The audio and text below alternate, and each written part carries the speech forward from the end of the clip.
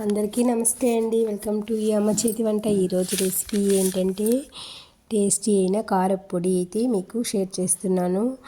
ఇది టేస్టీ అయిన కారప్పొడి ఇడ్లీ, దోశ, అన్నంలోకి చాలా టేస్టీగా ఉంటుందన్నమాట. ఇందులోకి ఎలాంటి పప్పులు అయితే వాడటం లేదు. పథ్యం చేసేవాళ్ళు కూడా ఈ కారప్పొడిని హ్యాపీగా దీన్ని తినేయచ్చు. మా ఇంట్లో వాళ్ళందరికీ మోస్ట్ ఫేవరెట్ అయిన కారప్పొడి, ఎక్కువ ఇంగ్రీడియంట్స్ వాడకుండా చాలా ఈజీగా చేసుకుని బెస్ట్ కారప్పొడి. గీ కారం ఇడ్లీ, గీ దోశ చేసుకునేటప్పుడు ఎక్కువగా చేసుకుని కారప్పొడి అయితే ఇది ఎప్పుడో అయితే దీన్ని ట్రై చేస్తూ ఉంటాను. అదైతే ఈ రెసిపీని మీకు షేర్ చేస్తున్నాను. ఫస్ట్లో ఆయిల్ వేసుకుని మిరపకాయల్ని బాగా దోరగా అయితే వేయించుకోవాలి. ఆయిల్ వేసుకున్న తర్వాత మీడియం సైజులో ఫ్లేమ్ పెట్టుకొని ఎక్కువ మాడకుండా కలుపుతూ మిరపకాయలను అయితే వేయించుకొని సన్నని మంట మీద అయితే వేయించుకొని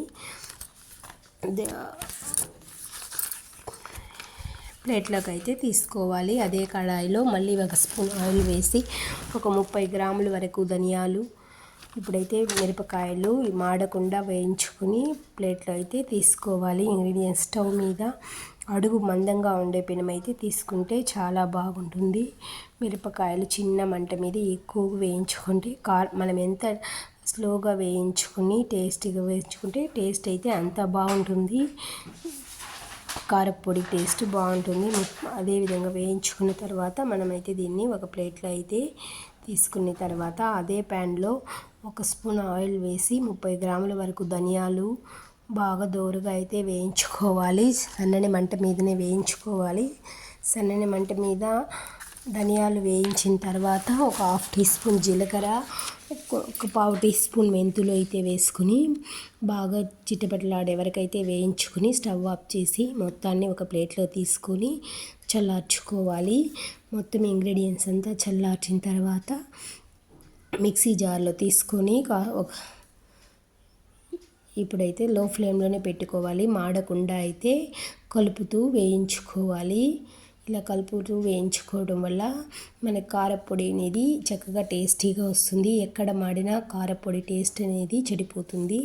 కాబట్టి మాడకుండా అయితే మనం వేయించుకొని స్టవ్ ఆఫ్ చేసి చల్లార్చుకొని తర్వాత మిక్సీ జార్లో అయితే మిరపకాయల్ని, ధనియాల్ని అంతా తీసుకోవాలి.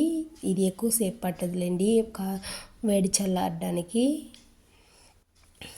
మెంతులు కూడా అయితే 1/4 టీ స్పూన్ అయితే వేసుకునేసి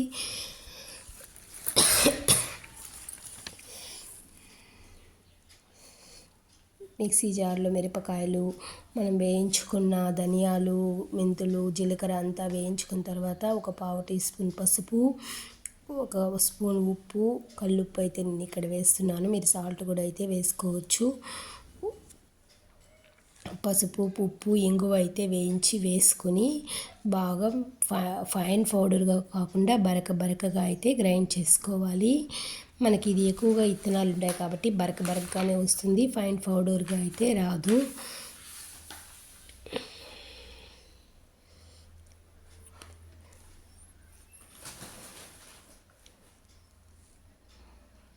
బరకగా మిక్సీకి అయితే వేసుకొని ఇప్పుడు మనం ఇందులోకి ఒక 2 తెల్లగడ్డలు అయితే ఒలిచి పెట్టుకొని పొట్టు తీయకుండా అయితే ఇందులో అయితే వేసుకుంటే